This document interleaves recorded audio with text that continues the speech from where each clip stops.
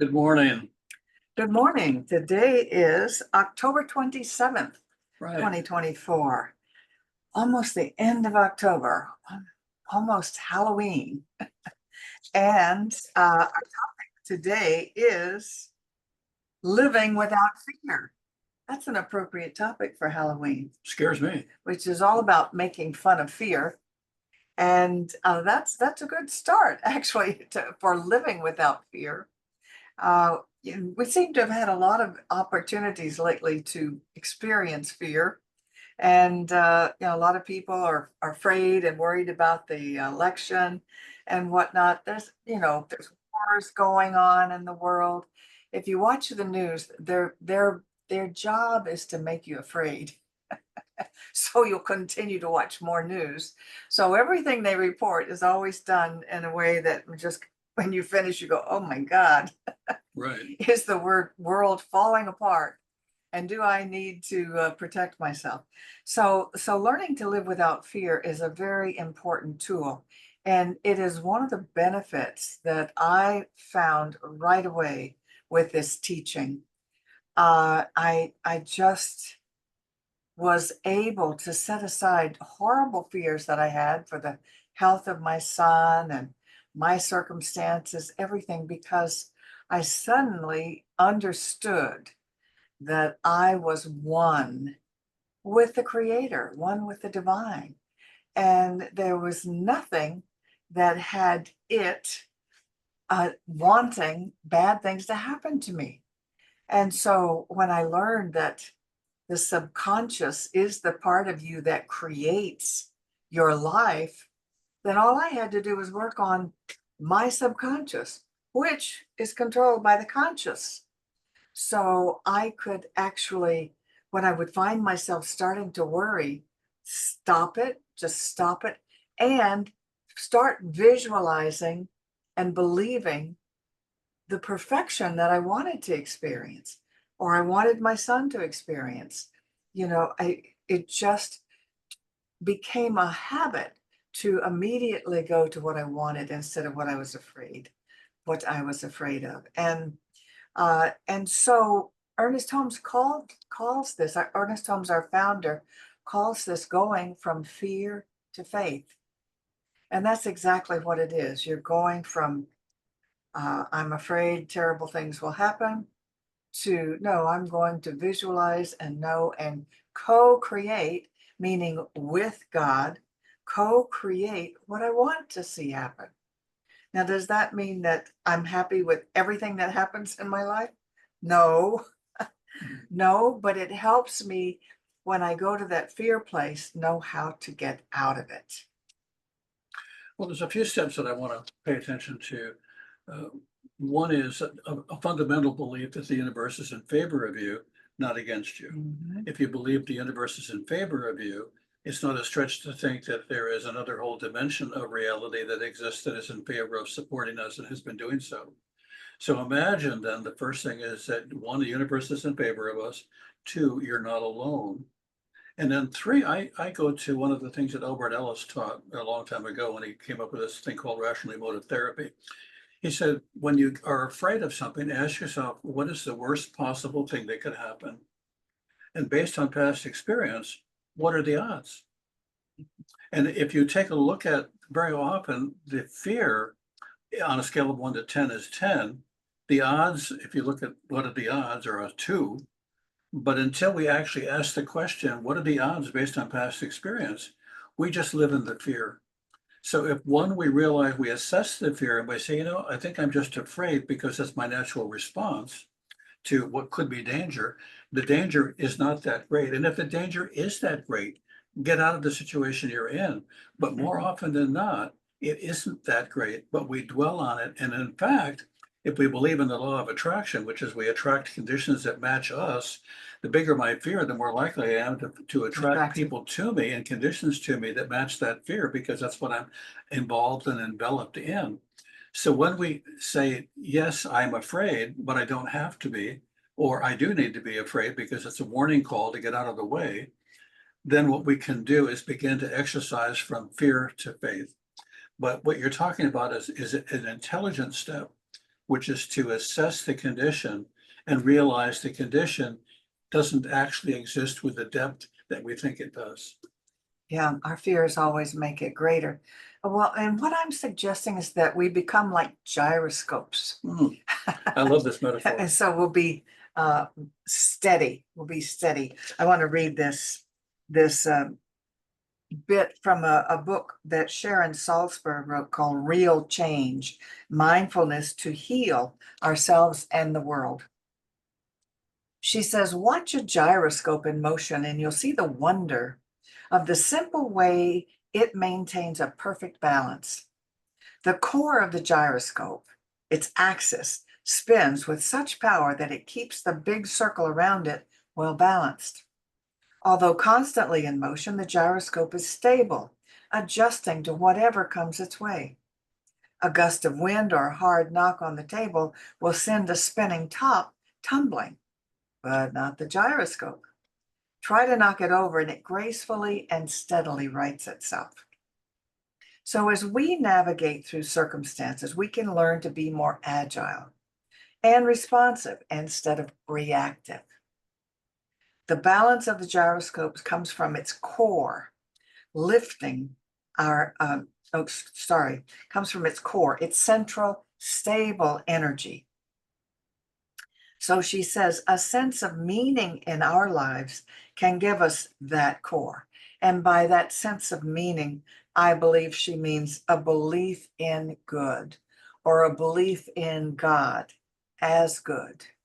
I really think the word in English, Gott in German and God in English, comes from gut in German, which means good in English. God and good are synonymous. So she says that the sense of meaning, and I'm putting in there a belief in God or good in our lives, can give us that core, lifting our aspirations, strengthening us in adversity, helping us have a sense of who we are, one with God, and what we care about in spite of changing situations. It's really very powerful. You know, an animal that has a built-in gyroscope that we see here Yeah, cat. is a cat. Yeah. And, you know, the cat doesn't jump off of something and then say, God, what am I gonna Whoops. do? I hope this is gonna work. It's a built-in center. It's a built-in balancing. And we need to have, our gyroscope is that we know that we're not alone. We know that life is eternal. We know that no Yeah, matter how yeah. things work, they work in favor of us, even when they don't appear to. Even when it doesn't feel like it. Yeah, and so we have, you know, within our congregation, we have members who told us of things that happened to them that were bad that turned out to be good. An injury that turns out to be at the right time because it identifies a cancer that wouldn't have been identified. And so we've all had experiences where what we really need to do is to put the evaluation of good or bad on hold and ask ourselves, how can I go through the situation? How can I deal best with it? Because we tend to jump to the conclusion that it isn't going to work or that life is not in favor of us. And then we begin to behave as if that's true. And what's really important is to behave as if that isn't true. And if it is true, what difference will it have made? You'll have at least come to the conclusion that whatever the condition is with a sense of balance and brightness, even if it doesn't work. Right. I would rather be found out to be wrong at the end than to have had justified fear all the way through it and then find out that in fact I was right, but I managed to live a long period of time with fear as well. Right. And we're not saying don't Oh respond my God, no. when there's danger. For example, here we live in hurricane land here, and if we know a very strong hurricane is heading toward us, you take all the steps necessary, including planning to leave if that seems warranted. Get out of the way of it. We're not saying don't respond. We're saying don't react to fear. Mhm. When you react to fear, you often become immobilized. You don't know what to do. You're so afraid, and so that's not helpful. Mhm. What's helpful is to recognize when there is something really that's dangerous to you, and do everything you can to avoid that or have it not happen, including leaving. If you think that a hurricane wouldn't be that strong or it's not predicted to be that strong, then you just secure your place with however you need to do that, and have the supplies you need in case you don't have electricity for a week or so, and you plan accordingly. I think another way of saying it is that fear is a call to action, but fear itself is not a right action. Exactly, And exactly. so It's a call it's to a call action. to action, and then the action can be whatever it is. A reaction is often without thought, which could be good or it could be bad, but it could just be an impulse. There was a study I read some years ago with car accidents, and one of the things they discovered is that people would overreact, as opposed to choose a course of action, because as soon as they were afraid, they would react in excess of what they should have reacted to, and they actually participated in the accident becoming an accident. And so if we can choose a course of action and know that we're not alone and see ourselves through the situation, we can do that. One of my members here and I have been working on a book we've had lots and lots of trouble with, because I believe what happened is Amazon changed some of the way it actually processes information for publishing. And so suddenly a problem that we didn't have before became a problem. And it was really awful to continually feel stuck in it, stuck in it, and stuck in it. But what I had to do was to ask myself, what can I learn? What do I need to do that's different than what I've done to make this work? Or I'm not going to do it, it's just too hard. Well, And you did some of that. well, at least for at least for a couple of weeks. Yeah. And so this weekend, I sat down and I said, what can I do to make this work this time? And I think I've got everything working now. And if I don't, that simply means there'll be more learning. Hopefully, what I have learned that I had to learn, because as things change, you have to learn new things. Our automatic response to that is, I don't want to do it. I shouldn't have to do it. It's not right. It's not fair. And the answer is, yes, I know all that's true. Now, what are you going to do? And the best thing you can do is learn what you need to learn and move on. And I'm impressed with how many of us get stopped because of fear, and fear keeps us on hold rather than becomes a device to wake us up to a need for some sort of choice action. And our natural reaction is flight, fight, roll over. Yeah, I can't do this yet. And those actually, or pause, freeze. And those Fight, four flight, freeze. reactions are all natural reactions. And the real issue is not, do you have that kind of a reaction? The question is, can you shorten that reaction? Can you do it less often? And can you do it with less intensity? And if you could do those three things, that would mean that you'd short circuit for a minute rather than a week. I have another great story about responding. Yeah. Instead of reacting. This is a true story. Jeremiah Thoronka, aware that only a small percentage of his fellow Sierra Leone residents, that's a state in Africa, it's a country in Africa, that only a small percentage of them had electricity, noticed that many cars were passing by his house. He began educating himself about kinetic energy, the energy of motion. And at the age of 21, he developed a system that produced electricity by drawing kinetic energy from moving vehicles. His device now powers 15 schools and 150 homes. That's amazing. I think that is amazing. See, one reaction to that is put in windows so you don't have to hear it. In other words, block it out. Another reaction is move, go to a different location. Another action is fight it and tell people that they shouldn't be driving on that highway. Those are the reactions. And his choice of action was analyze it and see if you could use what's actually happening here in favor of the universe working. I remember in the 70s, I was sailing with a friend of mine from the church in Fort Lauderdale, the Center for Spiritual Living. And we were having a huge energy shortage at that time in the 70s. As a matter of fact, I won a free company car, and I couldn't afford the gas to go get it and bring it home. There was no gas available to drive it back to Fort Lauderdale from Miami. So I believed we had an energy shortage.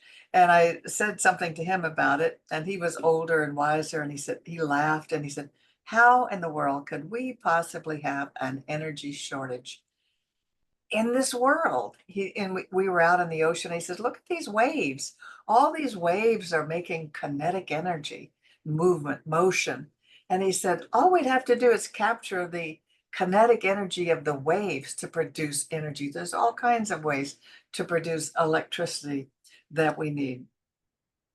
And so, I thought that was pretty wise Mhm. that we But what he, never have an energy but shortage. what he was doing, and I think this is an important thing if we can do it, is to continue to look at a bigger picture.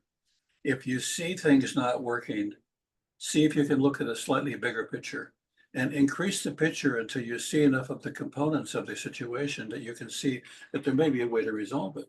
We unfortunately often get stuck with such a small view of a thing that we don't see how we could expand, that we can't solve the problem from here.